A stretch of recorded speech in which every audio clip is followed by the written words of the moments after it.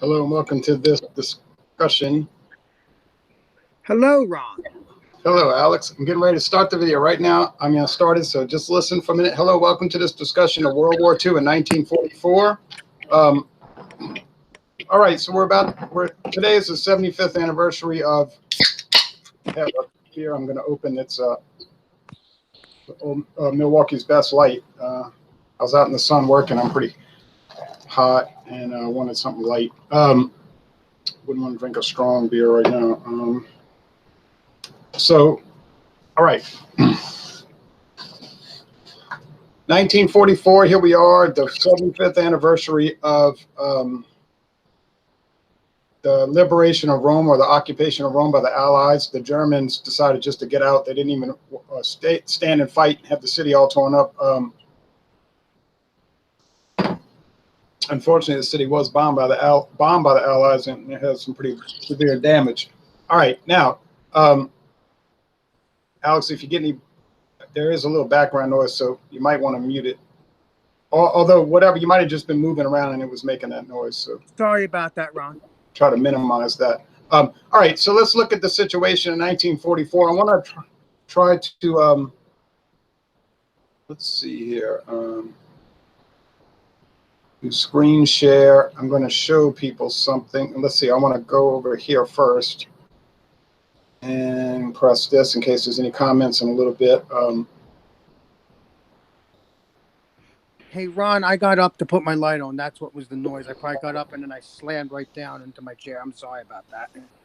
All right. One thing you might want to do is just mute it unless you have something to say, and then that'll alleviate that problem. Okay. Then you can unmute it if you want to add a comment. That way you don't have to worry about being super quiet. All right, so 1944, 75 years ago today, let's look at the situation. And I'm going to look at a map here.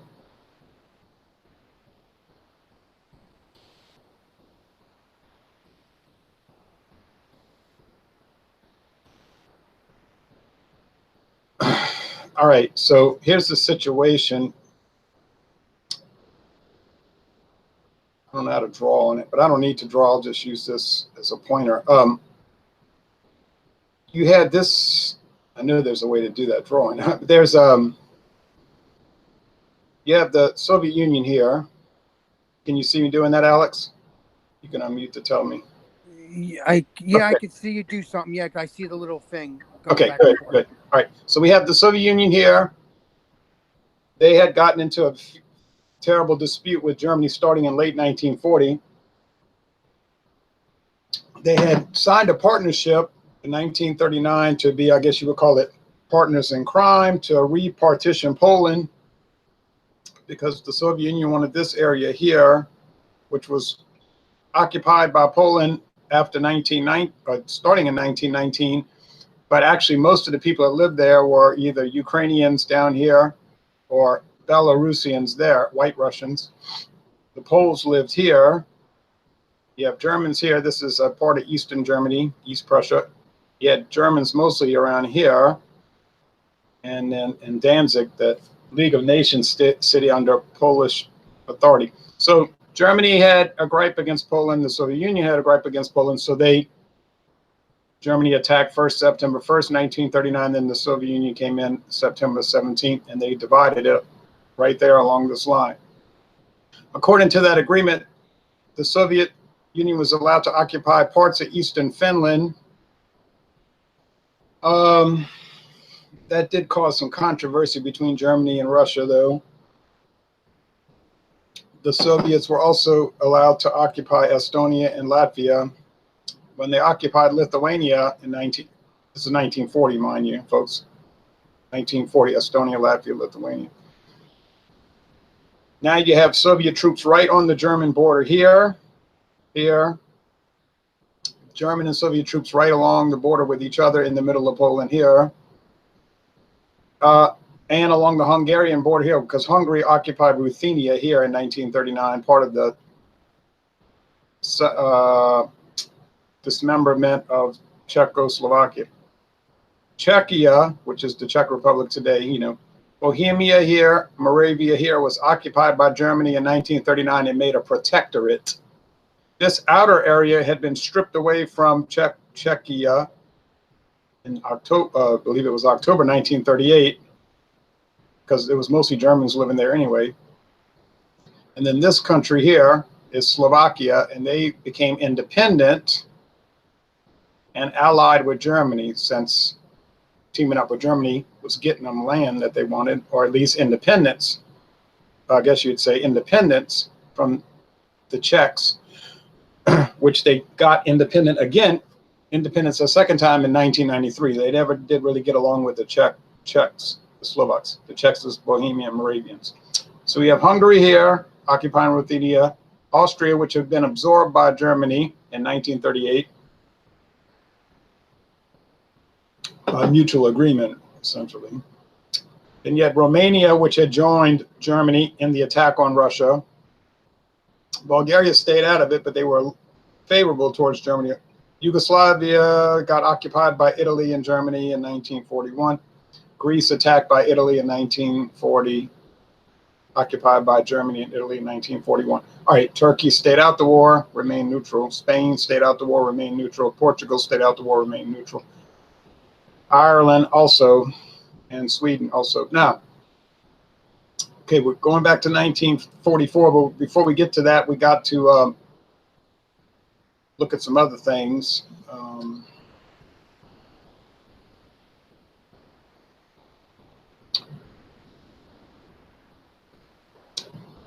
When the Germans attacked Poland in 1939, France and Great Britain declared war on Germany because they had an alliance with Poland, although they did nothing really to help them.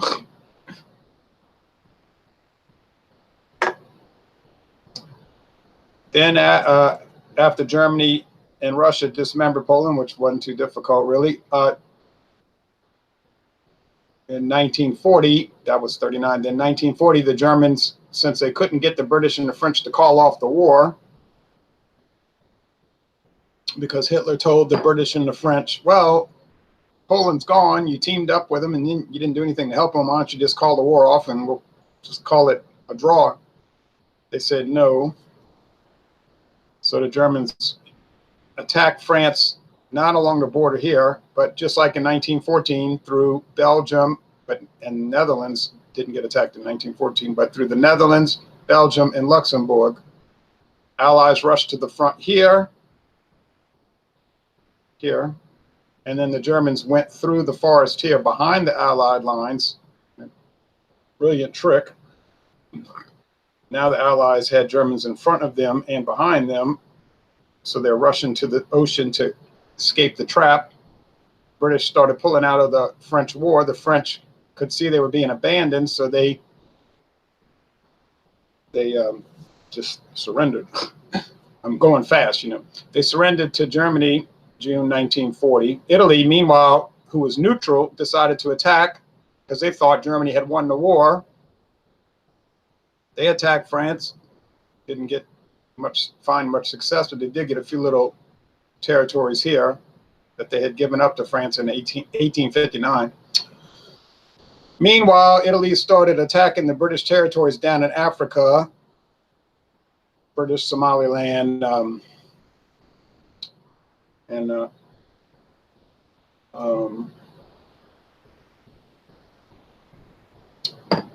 trying to think what else. Egypt. British occupied Egypt, but they failed miserably. Eventually, the British started to counterattack and wallop the Italians because they were so inept. So the Italians start begging, basically kind of begging Germany for help. So Germany was forced to divert troops needed in Europe to go fight a war they didn't really want to fight down in Africa, which couldn't help them, against the British to save Italy. Meanwhile, and before that, Italy decided to attack Greece from Albania, 1940. A fiasco, because as it turns out, the Greeks had a better army and a more motivated country. They beat the Italians and started invading Italian territory. So the Germans were forced to go invade Yugoslavia to go help Italy. And then Romania and Bulgaria and Hungary helped Germany because they were greedy to get Yugoslavian land, which they got. That was one of the big reasons that Germany here got into a conflict with the Soviet Union there, because the Soviets were actually pro-Yugoslavian, and they took exception to the Germans invading Yugoslavia. And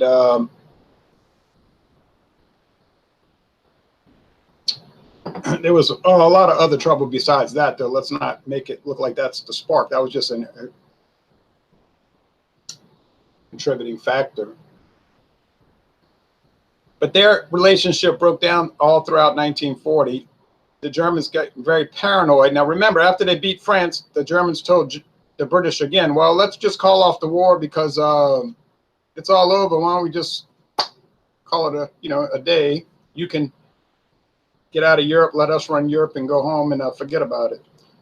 The British say, no, we're not giving up. And so the Germans said, okay, so they're going to start bombing British air bases all across Great Britain and Northern Ireland. Okay, let's see comments. SK Reviewer says, thanks for making the history videos. Ruku says, what beer are you drinking? Oh, Ruku, just an American light lager, Milwaukee's Best. I have this window shaded. It's pretty hot outside, so that's why I have it a little dark in here, just to keep the heat out. It's very hot outside. Hope y'all don't mind. You probably don't want to see a screen share of that. So let's get back to the map. That's going to cause a lot of confusion. I will read more comments in a little while. So we're going to get up to 1944. Don't worry. We don't want to just go blind into that. The German air offensive against Great Britain was a failure, however, and they were not able to gain air superiority, nor did they have control of the seas. So that meant if the Germans did try to come across the English Channel and invade England, they would not make it, because the British Air Force would have just, run rampage on the German ships, landing operations. Not to mention, the British Navy was more powerful, and they would have just scalded the German landing forces. So the Germans, as mighty as the major media today likes to make them seem to be, like almost invincible, weren't as strong as people think, because they couldn't even get across a 30-mile wide body of water to invade England. Now, a lot of people say, oh, just think, Germany could have taken over the United States. Well, that's a comical thing to say, because how could you come 3,000 miles across the ocean, right, to invade the United States, one of the biggest countries in the world, but yet you're not able to go 30 miles across a rather narrow channel to invade England? So that's a nonsensical, it's a crazy argument, or even it doesn't even make sense to say it, but thus that is the ignorance of people, you see. Now, what we noticed is when the German attempt to knock Great Britain out of the war failed, the attitude of the Soviet Union toward Germany became much less cooperative. The Russians were very cooperative with Germany throughout 1940, August 23rd, 1939, all the way through 40. Very, like they're buddies, they're partners, they're friends. And Hitler was thinking, yeah, we have common goals, which they did actually have common goals. But they became very paranoid, because when they were not able to knock Great Britain out of the war, now a stalemate develops between Germany and Great Britain. The British are not strong enough to knock Germany out the war, and the Germans are not strong enough to knock Great Britain out the war. And the longer that goes on, it's worse for Germany. Time is not on their side. It's on the British side. The longer it goes on, they're in good shape, because they're working to bring the United States into the war, because the British know that the president, Roosevelt, is very pro-British, and he is obviously keen to get into the war, no matter what he said. we want to stay neutral and all that. But if you look at the history of it, all that, it's very obviously not the case.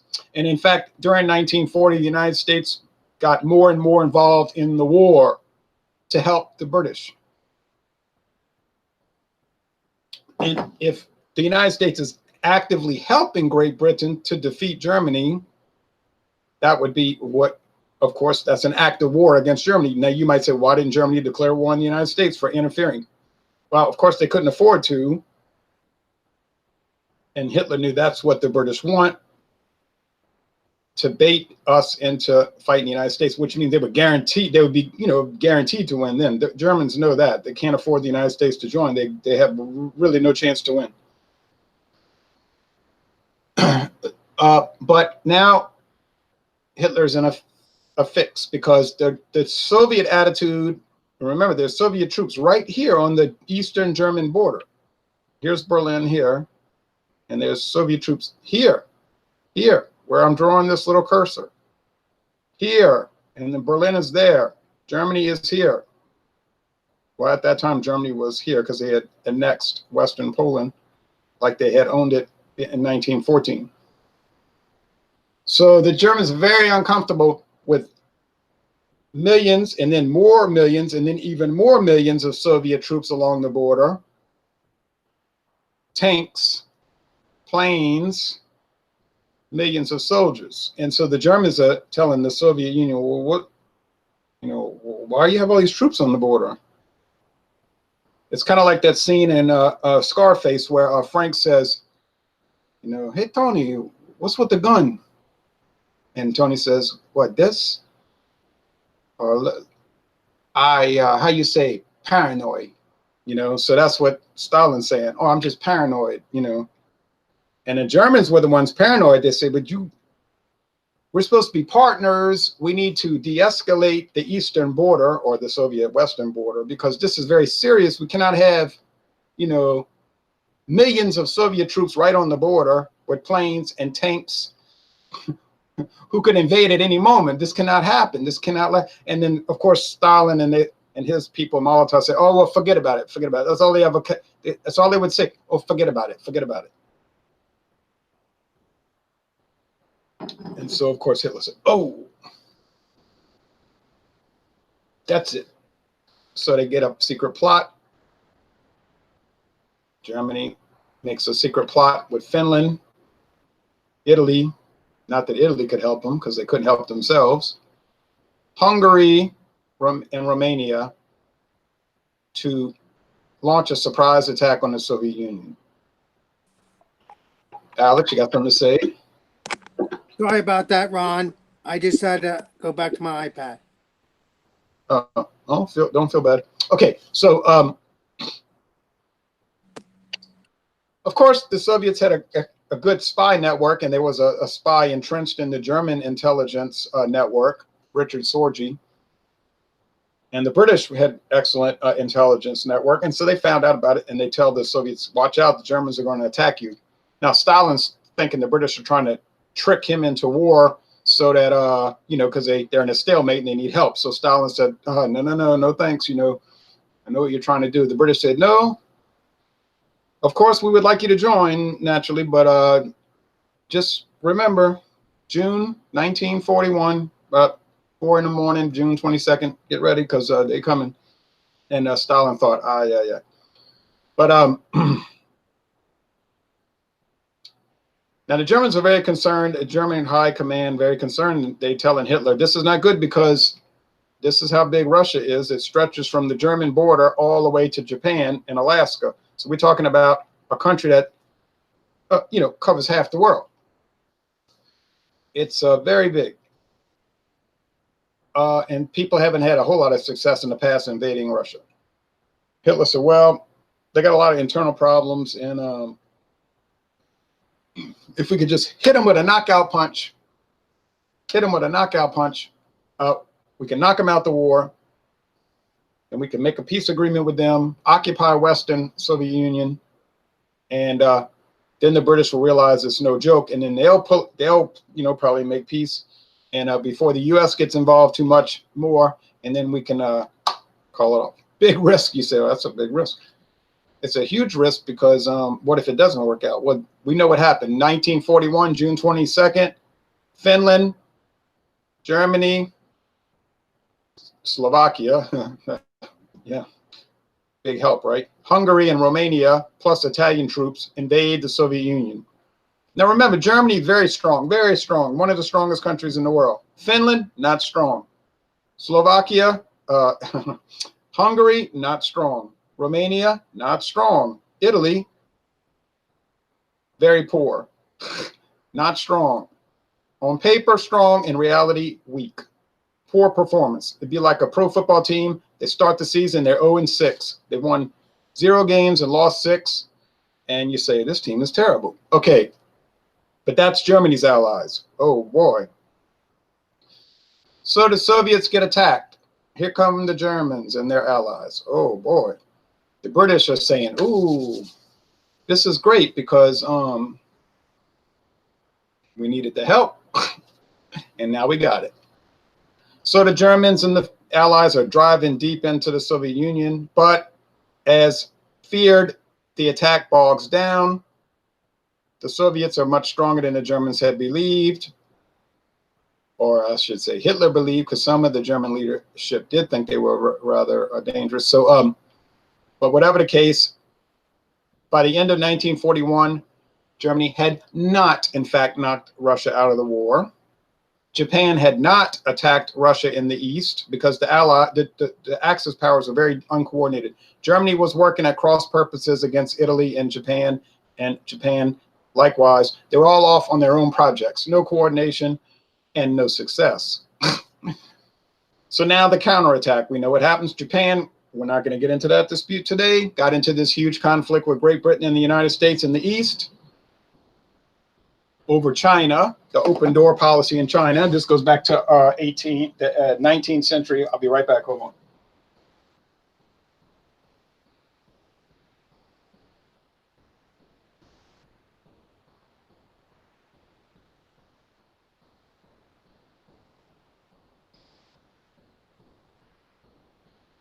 Okay, Alex, you got a question? Not really, but Okay. Okay. Am I boring you to death? No. Okay, No. good. All right. We're getting to 1944, folks. All right, let's see. When I get to 1944, then I'll look at some more questions and comments. And anybody can join this. You know, like I said, it's an open discussion. You can join if you want. I'm only going to go in an hour. I won't go past 3:45, or if you might be in your time, 4:45. Well, the United States did get involved in the war, of course. They were already involved by 1940. They got involved, but officially involved when Japan attacked Pearl Harbor and British Malaya, and all these other territories, Indonesia and everything. So Dutch East Indies. So the British plan is working. Not so bad, not so bad. They always seem to have a good plan, which is what? The plan is called get everybody else involved. All right, so Germany declares war on the United States. They were already at war. Germany and the United States had been at war since 1941, early in the year, really 1940, but now they're officially at war. So the Germans are declaring an official state of what was already going on anyway.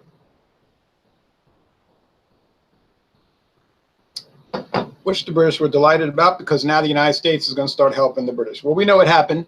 They're going to focus 80% of their attention on Germany, 20% of their attention on Japan. Why is that? Well, Japan is strong, but they're much weaker than Germany. And the potential of Japan developing weapons of mass destruction are not really that high. But the German potential is quite high and active. So the Allies, now, which is now the United States and Great Britain, and we're talking about the whole British Commonwealth, Canada, Australia, New Zealand, South Africa, etc. They are concerned because they say, well, Germany has top shelf scientific ability. what if perhaps they come out with one of these, what we would call a nuclear weapon, atomic bomb, a jet aircraft that's, we have no defense, rocket attacks, or whatever kind of scientific weapons we're not even aware of. So it's very dangerous. So they say, let's knock Germany out first before that happens, and then we can concentrate on Japan. So they coordinate with Stalin and the Soviet Union. So it's Great Britain, the United States over there, and Stalin. So Stalin is all throughout 1942 counterattacking, and then the Germans counterattack back and forth attacks along the Eastern Front. All right. The Allies, the Western Allies, meanwhile, decide, they say, well, how are we going to approach Europe? Churchill says, oh, here's an idea. Let's go around Spain, because they're not going to join the war, and we can invade French North Africa, because France surrendered, but the Allies don't allow them to surrender. You understand? The British say, you can't surrender, so if you surrender, we're going to attack you. So what we noticed in 1940 was the British started to attack France because they surrendered. So France is neutral, or if you want to say out of the war, but they're being attacked by Great Britain. So we could say they were in an undeclared war. The United States was not at war with France, but and in fact recognized the French government and Vichy France as the official government. But they're going to target Morocco and Algeria and Tunisia, down here, French North Africa. So in late 1942, the British and the Americans and the Canadians come around through the Atlantic, go through the Strait of Gibraltar. Okay, beautiful. The Strait of Gibraltar, and start landing in French, and also on from the Atlantic coast. French Morocco, French Algeria, French Tunisia, well, French Algeria, I'm sorry, not Tunisia, and begin occupying French North Africa. The French over there say, okay, we'll join the Allies. We don't like the Germans anyway. We just couldn't, fight them. So the Germans say, oh, hell no. So they invade the rest of France. They tell the French, nothing personal, but you obviously can't protect your territory, and you don't really even seem to be trying to protect the territory. It's almost like you want the Allies to invade so that you can join their side. So they invade the rest of France, Corsica Island, and this part of France here, South France, Southern France. Okay. The French don't fight back because they have no way to do it anyway. No realistic way to resist. So all of France is now occupied in 1942. That brings us to 1943. Now, Churchill and Roosevelt say, how can we land on the continent of Europe? Well, the very obvious choice is to go in through Tunisia. The British were already fighting the Germans from Egypt with a pretty good amount of success, I might add, and the Italians. So you got Russian pressure here, right? The British have already occupied French Syria and French Lebanon. They've already invaded Iraq, which was becoming pro-German. And the British and the Russians have already invaded Iran, Persia. So Iran was occupied by the Allies. Iraq was attacked and occupied by the Allies. And Syria was attacked, and in Lebanon and Syria were attacked and occupied by the Allies. And now French, Morocco, and Algeria are occupied by the Allies. And then Tunisia gets invaded from the west and Libya from the east. And the Allies make like a crab claw pincer attack and push the Germans and Italians out of Africa, and they escape over to Sicily Island. Okay, so here's Sicily. 1943, during the summer, the British, Americans, Canadians, and etc. land in Sicily. The Germans are pushed, and the Italians are pushed out onto the mainland of Italy. Meanwhile, the Italians realize the jig is up. They're not going to win. That was pretty obvious early on. There's no way Germany can really help them. I mean, they can help them, but they can't really help them. So Mussolini's popularity has been going down, down, down, down, down. So when Italy is about to be invaded, the mainland is about to be invaded, the Italian Fascist Party. Now, this is a party that Mussolini started. It's like a national socialist party. They're socialists, but they're not part of the Comintern, the Communist International. They're an independent socialist party, the fascists. They have a meeting in Rome, and Mussolini's own party, which he created, overthrows him. They just have a vote. They have an election, or not an election, but they have a vote that night. The Grand Fascist Council says, hey, you know what? You're out. Because this meeting went on all night. And finally, Mussolini says, well, look, what is this meeting about? Are we going to have a vote? I mean, what's going on over here? So they said, well, actually, you're kicked out. Kicked out of his own party. You're out. I mean, you've done so terrible. Hey, excuse me, Ron. How do you get kicked out of your own party if you're the one that's the dictator? Okay. You can be a dictator all you want, but what do you do when no one's listening to you anymore? Got a problem, right? That is a problem, yes. A dictator can only do so much. And anyway, Mussolini was never fully in control. Italy had a king. Mussolini was only the prime minister, was dictatorial, but his dictatorship rested on a party, a mass movement, and if the movement turns against you, you're finished. So it was basically an uprising against him by his own party. And so you could create anything you want, but eventually, if they're against you, you're done, no matter what. You're right. It's like I can say we're going to do all these beer reviews. Okay, let's say we're going to do all these beer reviews. Tomorrow night we're going to do strong lagers. Well, let's just say everybody turns against me and says, you can, forget you. We don't like you anymore, and we're not going to be in your hangouts, and we don't want to be part of you anymore. So get lost. I could say, no, I created this. This is my concept. I came up with the idea. I demand you listen. Well, I can demand all I want, but if nobody's listening, well, what good is that going to do me? So, and the same thing's going to happen to Mussolini. But the next day he goes to work normal because they just kicked him out the party, So he goes to the king, Victor Emmanuel III, and he says, well, I want to talk about all this. We had a bad meeting last night. And Victor Emmanuel says, look, don't say anything else. Tell you what, I'm going to kick you out of your job. I'm replacing you as prime minister, and so you're out.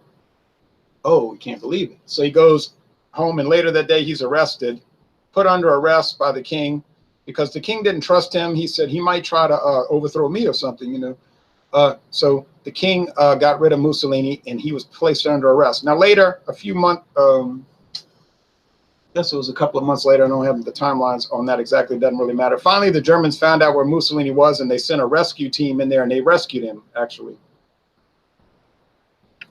And he was under German protection till the very last days of the war. Okay, so that's what happened there. So the Allies are now, this is going to bring us to 1944. The Allies move onto the toe of Italy, and then on the heel, and they start moving north through Italy. So now there's a second land front in Europe. Everybody says Normandy here is the second front. That's incorrect. The Eastern Front is here in 1943. Here, all right, here. Now there's a second front in 1943, Italy. It says two land fronts in Europe. There's already the war at sea, which by 1943 the Germans clearly are losing. There's the air war, which the Germans are obviously not going to win because the British and Americans are gaining every month air superiority over Germany and their allies. Now, here's a crucial, if you want to call it, point. Let's go back to the discussion.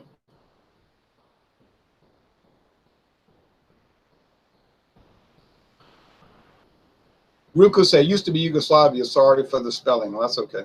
Can you call it a draw? Are you high? Says Tico Murray. I don't know what you're talking about. Ruku said, my girlfriend said, could you please do some more rum reviews? Sorry, it's off subject. Oh, yes, I did a bunch of rum reviews, and I have some more. I've already have them recorded. They're already recorded, and they're coming up. They're coming up. Anyway, Germany, despite starting this, they had some great weapons, hence Project Paperclip. Yes. Matthew Atkins is... Let's ban him from this because you never know what kind of clowns are going to show up. Something wrong, Ron, buddy? Just somebody making stupid comments, you know. Oh, okay. You get those. R.A. Lafleur said Stalin wanted a second war front to alleviate the battles on the Eastern Front. Yes, that's definitely at R.A. Lafleur. You're absolutely correct. Germany has Riesling. Yeah, the German wine. Okay. Okay. Glad to know that. Wow. Well, this guy was making a lot of stupid comments. Luckily, I deleted them all. Voltron. Okay, so let me go back to this. Ruku said, laugh out loud, Italy could help themselves. Yeah, they couldn't help themselves. Voltron said, that's all I can contribute to this. Scruffy's the janitor says, nearly the 30th anniversary of Tiananmen Square. Oh, yeah, it is the 30th anniversary. Yeah, China. Yeah, that was bad. I watched that live on television. There's a lot more maybe to that, but can't talk about that today. So he says, you only have to kick in the door and the whole rotten structure will come crashing down. Hitler on invading the Soviet Union. Yeah, well, such was his fantasy. I mean, it was screwed up. I'm not saying the Soviet Union wasn't screwed up. It was, but they had some residual power, as Germany found out. Democracy, says Scruffy. I wouldn't turn if you did strong lagers. I wouldn't turn in if you did strong lagers. Laugh out loud. Wouldn't turn if you did strong lagers. Okay, I don't understand what you mean. All right, well, anyway, back to the map. Whoops. Sorry about that. I'm not too good at this. All right. Oh, okay. So here we go. 1944. 1944 comes into play. What is the case in 1944? Well, the Allies are moving north along the Italian peninsula. All right. The Germans are in a slow retreat in Russia after numerous disastrous battles, and Hitler, in his incompetence and hard-headed manner, he was warned after the early failures in Russia by his staff, his military staff, you need to pull back, consolidate the line here, maybe here, in a more defensible position while we still got the chance. But Hitler was a low-level commander. He had only been a corporal in the First World War. He didn't really seem to grasp the big picture. Was obviously he did not. And so he had this thing, we're not going to retreat a single inch. We're going to fight to the death on every battlefront. And his commanders say, yeah, that's nice, but we can't defend it. You understand? It's indefensible. We're too stretched out. In other words, we're too stretched out. We've got to retreat. No, you're not brave. You're not brave. You don't want to fight. You're wimps. You know, you don't have enough National Socialist fervor. You know, basically saying we've got a lot of pep. And they say, no, you don't understand. So, well, sure enough, he doesn't listen. So all through the latter half of 1943, the Germans are pushed back. Now we come into 1944. They're pushed back. Now the Soviet Union is reaching the Finnish border. The Soviet Union is reaching the Polish border.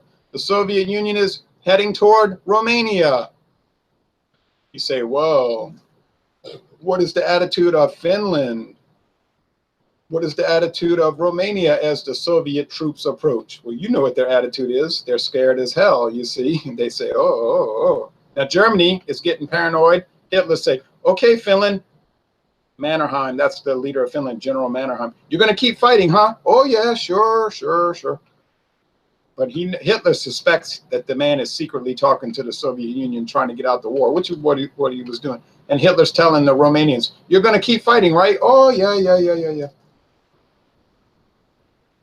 But as Hitler suspects, they're secretly negotiating, trying to get out the war. Because they can't win. They know it's over. They can't win. So 1944, we got Soviet troops heading toward Estonia, Finland, Estonia, Latvia. Poland, Romania. Inexorably, day after day, week after week, month after month, no matter how much Hitler screams, hollers, curses his people to hell, his commanders, calls them cowards, fires this one, fires that one, yells, hollers. It's not doing any good because they keep getting beat. Same thing in Italy. The Allies are moving toward Rome. Now, here's the important thing. Churchill didn't like the idea necessarily of coming across this channel and invading Normandy, France. Here's Normandy. He says a lot of German fortifications along the western border, western, sea coast of France. Be very difficult to break through this wall. And frankly, he didn't say it was impossible. He just said it would be difficult. He said it would be much easier to come through Yugoslavia, Albania, Slovenia here. Because Churchill knows Germany's stretched very thin. There's an active resistance in Yugoslavia from the Chetniks and the Tito partisans, the communist partisans, pro-Soviet partisans. And they already have liberated wide areas of Yugoslavia. The Germans have to keep thousands, tens of thousands of troops pinned down in Yugoslavia just to maintain some sort of control there. So Churchill says, why waste time here when we could just jump right across the Adriatic and come blowing through Yugoslavia? All right, because here's Germany here. Here's Germany. Well, you remember Austria is part of Germany at this time, 1944. So you come blowing through Yugoslavia. Here's Germany here. And they may not be able to stop you because you've got everybody on your side down here. You've already got the Soviets approaching from this area. But I don't think Stalin was too keen on this. Stalin was much more enthusiastic about the Allies hitting France, not coming into his, if you want to call it, his neighborhood, you see. So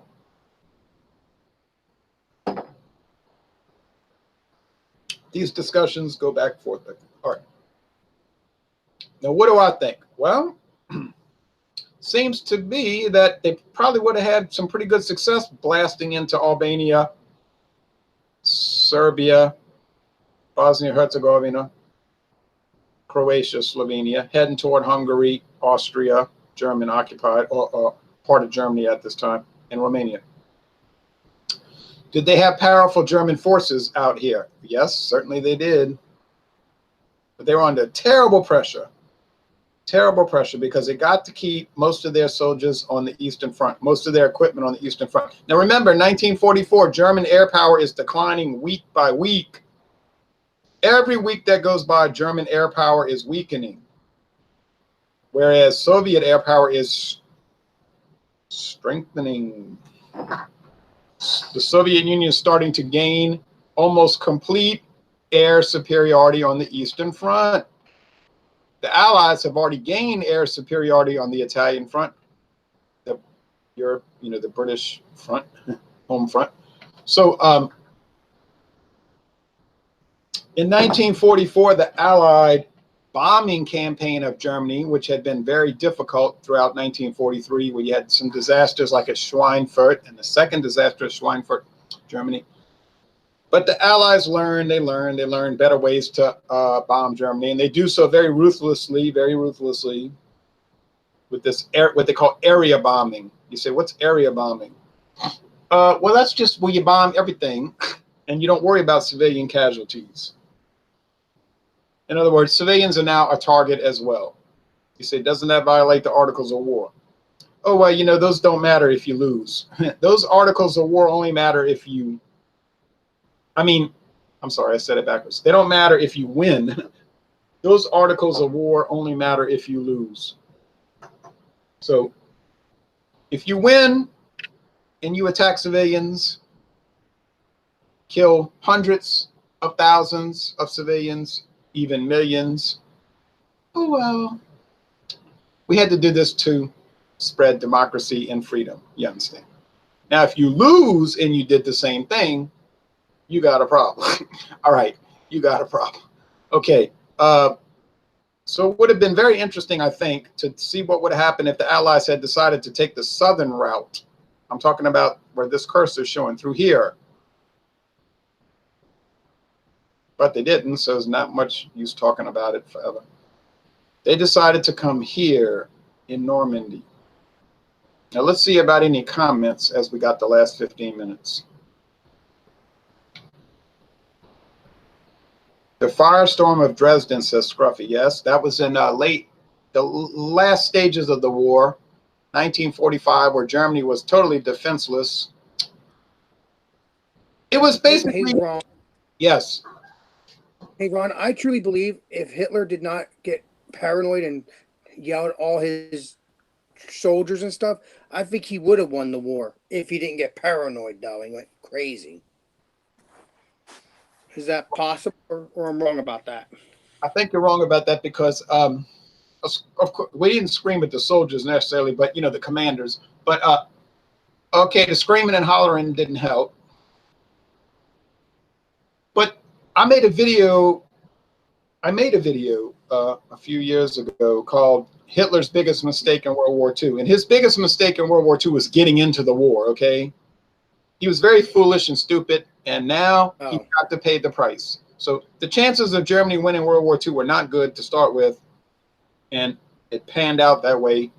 It'd be like going to a casino, and but that is how it works in a casino. The odds are stacked against you, and the odds were very severely stacked against Germany. So they made a terrible decision to get involved in this war, and they paid for it. Okay. Yeah, but I just heard that, you know, the reason why he lost because he got paranoid and No, he had a good reason to be paranoid. If I'd have been in his situation, I would have been paranoid too. But when you create a situation like this, you're going to be paranoid because you figure you're in trouble, and he was, and he knew it, and he paid for it. What? Okay, now so let's go on. So all throughout 1944, we have the Allies moving north in Italy, occupying Rome. The Germans retreating north slowly, but you know, retreating. Here we go, up here. By the end of 1944, now the Germans are up to the northern part of Italy. They're still catching hell from the partisans in Yugoslavia. Not so much the Chetniks anymore, but the Tito partisans. Tito, who ran Yugoslavia until 39 years ago, by the way. Romania's in big trouble. They know they're going to have to surrender. Finland is in big trouble, and they know they're in trouble. So the Allies, that'll be 75 years ago. What's today, the 4th? On Thursday. 75 years ago Thursday, the Allies make their landing in Normandy. Air, land, and sea attack. Gold Juno Sword, Utah, and Omaha Beach. Here, these beaches. The British, I don't want to use the word empire, the British Commonwealth, Canada, Great Britain, the United States land. You got to remember, by this time, Germany has their naval ability is poor. The Navy never was terrific. Their air superiority is gone, shot. So they can mount no air defense, no practical air defense. So, you know, it's portrayed by the media as this touch and go thing that here's the Allies landing in northern France against the great, powerful Germany. And, oh, could they even make it? Look, this is not the great, powerful Germany in 1944. This is the beaten down, has been, holding on for dear life Germany. This is not a country that is in a great position to defend their widespread territories that they occupy.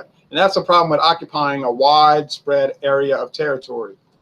Because the more you control, the more you've got to defend. And your ability to defend it is very dicey and questionable, especially if you have an inferior air warfare and naval warfare apparatus. Okay. And allies who are weak and can't really help you. Okay, so the Allies do land in northern France, June 6, 1944. by the end of the day, they're clearly going to hold the beach. Hitler, like Alex said, does a lot more screaming and hollering, doesn't do any good. In August 1944, the Allies land in southern France. This is hammer, that's anvil, hammer and anvil. You know, a hammer hits an anvil. There really isn't much opposition from the Germans there. You never see movies about that operation because it was pretty quiet. The Germans say, oh, screw this. And they start retreating back north towards Germany. So the Allies very quickly through 1944, liberate southern France, northern France, western France. And the Germans are hightailing it back to Belgium, Luxembourg, the Netherlands. So by the end of 1944, the Allies have freed all of France, essentially, except for little pockets here and there. They're into Belgium, up to the Belgian border. They're into Luxembourg, up to the German border, and into the Netherlands. Of course, everything did not work out,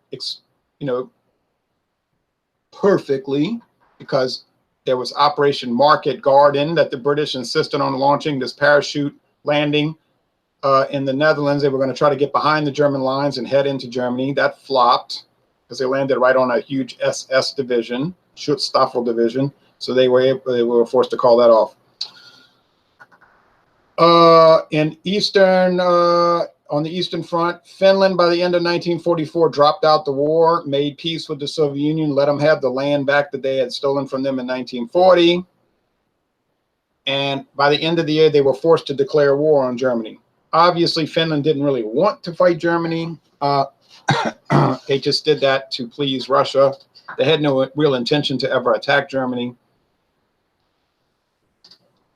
That was a reluctant situation there. But the Soviets, they did end up fighting the Germans later when they refused to leave Finland immediately. But they were not really wanting to fight Germany because Finland and Germany had been long-time partners.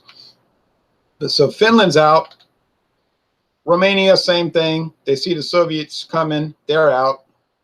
Hungary got caught basically trying to negotiate with the Soviets. So the Germans just invaded Hungary, arrested their leadership, and started putting all the Jews under arrest and sending them to concentration camps at the end of 1944, and said, oh, we knew, because see, the Hungarian leaders, they didn't have this big fixation on Jewish conspiracy theories, so they kind of protected the Jews in Hungary. But Hitler, once they invaded Hungary, they said, we know what you guys are doing, you Jews. So they sent them up to Auschwitz. Many of them were never seen again.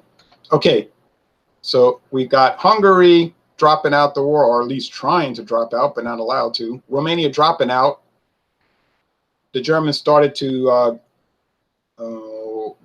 attack them or threaten them. So Romania declared war on Germany and helping Russia fight them now. Bulgaria helps the Soviets fight Germany. And Finland, not really, but they are supposedly on the Russian side. Hitler was screaming and hollering, like Alex said out here. There was a bomb plot against Hitler in July 1944, where some German commanders got in a secret plot to assassinate Hitler. The plot failed. The bomb went off, but it didn't hurt Hitler really too much. And all those people were arrested and killed. All the people who knew about it but didn't really participate in it, but were aware of it and didn't report it, were all arrested and killed. So thousands of Germans were arrested and killed for either being part of the plot or knowing about it and not choosing to report it. So they said, Hey Ron, I think that thing was called Valkyrie or something like that, because there's a movie called Valkyrie. Right, with Tom Cruise. Right. You're right. So let's see. Here we are, 75th anniversary, 1944. It's over. Yeah, Germany came out with some secret weapons. The V1 cruise missile, basically the first jet-powered cruise missile. Yeah, killed a lot of people. It was a terrible weapon. They shot thousands of them at England, sometimes 100 a day. Terrified the country, but didn't make the British give up. They came out with the V2 rocket later that year, which was the kind of like a ballistic missile. 2,000 miles an hour, go up in space and come down on Germany, killing. There was no defense against that, and the Allies had no way to shoot that down. But you know, it didn't change the course of the war, kill a lot of people. They arrested those German scientists who were behind the V1 and V2 rocket, and they didn't shoot them. They employed them to build that stuff for us. And so we had the space program very quickly after that war because the Germans knew how to build these rockets and help the American space program. But so by the end of 1944, now the last thing, we're out of time. The Germans realized that here come the Soviets. They're invading Poland. They're on the German border now. They're right back to where they started in 1941. They're into Hungary. They're all into Romania. They're into Bulgaria at the end of 1944. The Allies are up here in Italy. The Allies are up to the German border here in the Netherlands. And so Hitler decided to make one last-ditch attack, a massive attack, by the way, into Luxembourg and Belgium. And this is the Great Ardennes Offensive of December 15, 1944. Thousands of German soldiers were stockpiled and secretly placed along the border here, with hundreds of tanks and planes. The Allies were shocked, actually, that the Germans still had so many tanks and planes, not to mention men. Yeah, Alex, question. Hey, Ron, I was going to ask one more thing. It's about how he, did he have a secret weapon that he was going to end the world, or something like that? Because that's what I heard. Or a time machine. No, you must have been watching Sci-Fi Network. Stories from Unsolved Mysteries. Please forgive me. I've heard stories about this. No, that's just a bunch of bunk. But so that this was a catastrophic failure of Allied intelligence. Really, it was the worst failure of Allied intelligence until September 11, 2001. For the German, who are being attacked on all sides, south, east, and west, bombed daily from the air with their naval apparatus wrecked. All right. For the Allies to not realize that the Germans are building up one of the biggest arrays of military power in world history right in front of them on the border here throughout November and December 1944 is inexcusable. Absolutely had no clue this was happening. And then they launched the attack. They launched the attack. They were shocked. The Allies were absolutely shocked.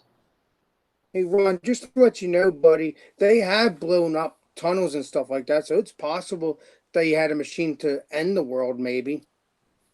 You know, the end the world, like actually blow up the world. Yeah, well, anything's possible, I suppose, but I better not get into that. I'm going to read the comments, folks. Can we get into it some other time then? Perhaps. Now, they launched this massive attack, December 15, 1944. Allies are totally caught flat-footed. The Germans start heading west toward Antwerp here. Oh, the Allies can't believe it.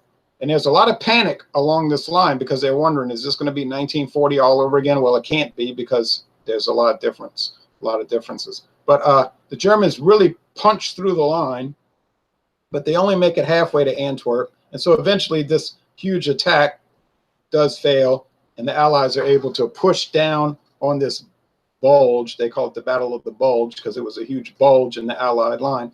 And after about a month, they pushed the Germans back to where they started. But this was literally, people, the biggest battle in American military history. It lasted a month. Over 60,000 Americans were captured. It's the biggest surrender of American army troops in the history of the United States. It was a very catastrophic failure, like I said, of intelligence. But Bernard Law Montgomery, later Lord Montgomery, he was kind of on the scene, and he was very calm, and everybody else was running, screaming, and scared. He's very cool under pressure, and he took control of the situation, the British commander, and he said, okay, all right, you know, kind of like the movie Apollo 13. He just basically says, you know, let's work the problem. And his cool head prevailed. Now, he ticked off the Allies later, Americans in particular, by taking credit for it because they asked him in a news conference or something, you know, what happened that day? And he said, well, I just took control of him. Everybody was panicking. And they said, oh, you know, he's insulting the Americans. And they got all upset. But that's actually what he did. But anyway, after that attack, the Germans had virtually no ability to resist. So when 1945 came, well, that's it. They're just getting invaded from the west, from the south, and from the east, and from the southeast, with no ability to stop. Well, so that's another video, 1945, if we ever make that. So 1944 was not the pivotal year, really, when Germany, it was obvious. I mean, it was obvious Germany was going to lose. There's no question about that. But it was at the pivotal year where it was very clear Germany would not win. No, I wouldn't say that. I would say that would be 1940. Oh, you couldn't go, I guess 1942. That was very odd. Yeah, it's hard to say. I would really say 1941. But let's say, to be safe, 1942. At the end of 1942, it was pretty obvious they'd had it. They wasn't going to win. Maybe they had a chance to survive some kind of way. Survive, but not win. Now, after 1943, there's not even any chance they're going to survive. It's not a matter of when they're going to. It's not a matter of if they're going to get beat. It's only a matter of when are they going to get beaten. When are they going to lose? You know, be totally destroyed. That's the question by the end of 1943. Honestly, unless they come out with some secret weapon that they can't stop, which they didn't come out with. So that point is moot. All right, let me get off of this screen share. Stop sharing. There's no need to do that. I'll get the map, take the map out of the play. And Alex, any final comments? No, I just, you know, like I said, I really enjoyed this video and stuff like that. But like I said, I think if Hitler did not go into the war, though, I think he would be okay. And just, if he just left his own self and just been his own self and not. Oh, yeah, right. That's like saying if a person didn't start taking heroin, they wouldn't become a heroin addict. Well, this is true. This is true. People make terrible decisions in their lives. Unfortunately, some people make terrible decisions, and they're the president of one of the strongest countries in the world. You know, so you know, so if I make a bad decision, get hooked on heroin, that would be terrible. I would live a disastrous life, but it's not going to affect, you know, the world. But if you basically what I'm saying, Ron, Hitler would still be in charge of Germany if he didn't decide to go in the war. Maybe. I don't know. Maybe.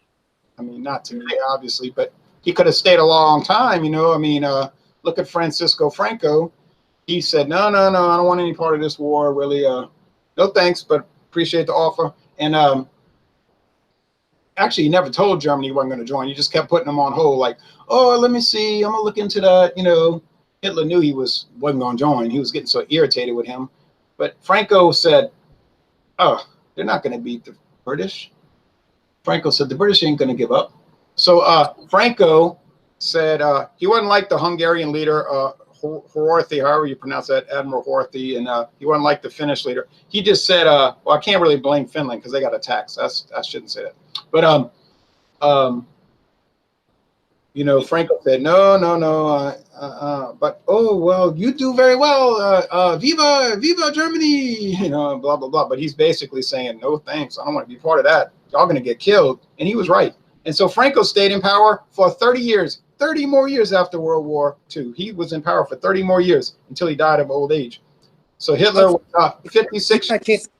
He got a chance to stay a dictator in his whole country more years. That's 30 crazy. more years. 30 more years. Hitler was 56 years old at the end of World War II. Well, you figure 1945, he's 56. If he would have had good sense, but he didn't have good sense. I say if he would have had good sense, he would have, we don't know, you know, it's all speculation, but he could have perhaps stayed in power 1956. He would have been 66 years old. Although he diseased. Who knows? He could have stayed till he retired. But no. They think war is going to be the answer. War is not the answer. What? He also had a disease, though. He might not have lived because he had a shaking of his hand. I don't know if you knew about that. he obviously had the shakes too. Well, So it's possible. that kind of came more apparent after the bomb attack. So that might have been related somehow to the bomb attack, that Parkinson's type thing. But I mean, we don't know. He might have. Let's say they didn't go to war, and he might have had a heart attack when he was 57 in 1946 and died. We don't know. I mean, it's just speculation. I'm saying, assuming his health was okay, he might have stayed 30 more years. But he did. But these people make bad choices. Yes. And we're talking about really bad choices, like attacking Poland, poor old Poland, and killing all these people. So you say, oh, you sound like you got sympathy for him. No, I didn't say that. I said he made bad choices. If you do evil things, then there's what I mean is evil actions will bring evil reactions. Absolutely. Effect and counter, effect and cause and effect. I mean to say cause and effect. Okay, let's see the comments, and then we're off. We're finished. I'm sorry. I just like to talk to you, but I'm gonna let you go now. I just want to talk to you about that. Okay, thanks for joining. I appreciate it. Let's see what the comments are. Ruku said the USA are great at aerial bombings. Hats off to the stealth bombers you guys have. Oh yeah, thanks. Sarah Britton says, hi Ron, I'm Ruku's girlfriend. Whoa, nice to hear from you. I just subscribed to your channel. I'll be looking forward to more of your rum and beer videos. I watch a lot of your videos. You're very inspirational for many viewers. Hey, thanks. I also watch your videos with Ruku. Sorry, I meant to say I do enjoy watching all your videos with Ruku. Well, that's okay. She said wink.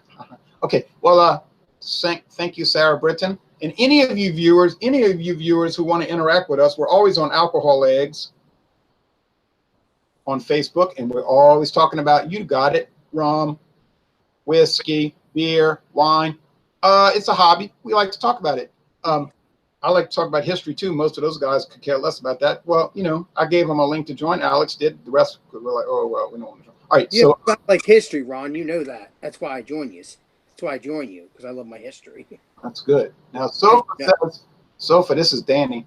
He says, indiscriminate area bombing saved Europe from National Socialism, allowing them to indulge in left-wing socialism for decades, and now import millions of Muslims. I will miss Bitburger and Hoffer, however. Okay. I think he's being a little bit cage, kind of sarcastic. Okay. Angel Max says, Ron, I really enjoy these videos. Keep them coming, please. Thank you, Angel. Angel or Angel, and I will. So 1944, we just went kind of over, gave an overview. These were very good comments, except, for the troll comments, but you'll get that. That's going to happen. Not much you can do about that. And then I never could understand Tico Murray's comment, call it a draw or you high. The comment doesn't really make any sense. So if you want to make good comments, please do, but we want your comments to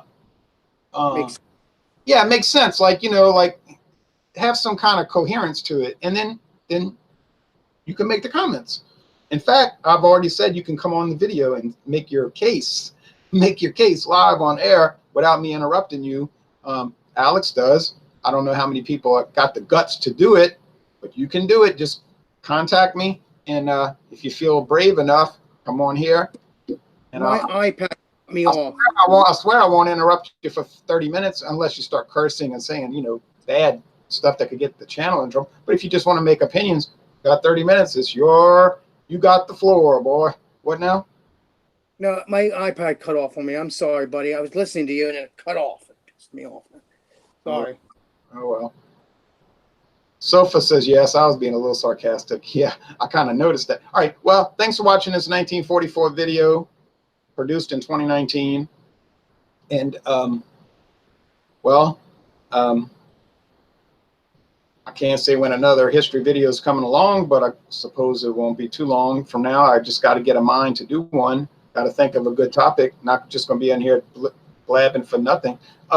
So tomorrow night, join us. We're doing strong lagers on our Beer Talk Hangout. Then the rest of the month will be Wildcard Wednesday.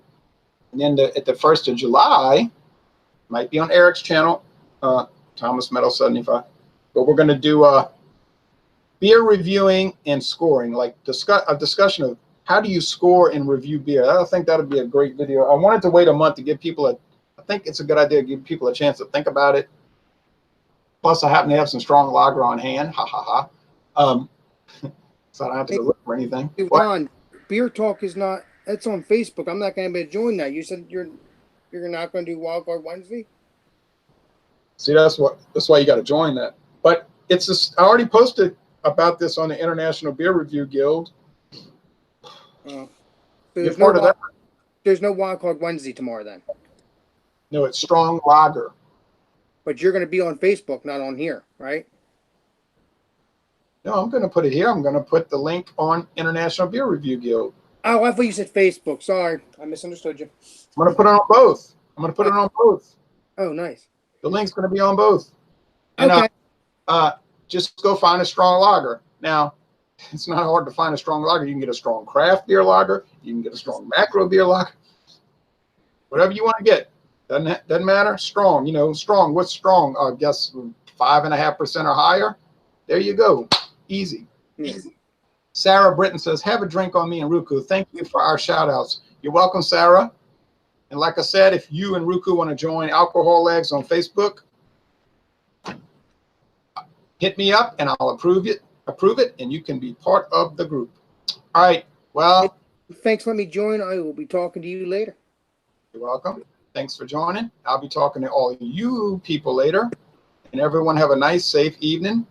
Take care now.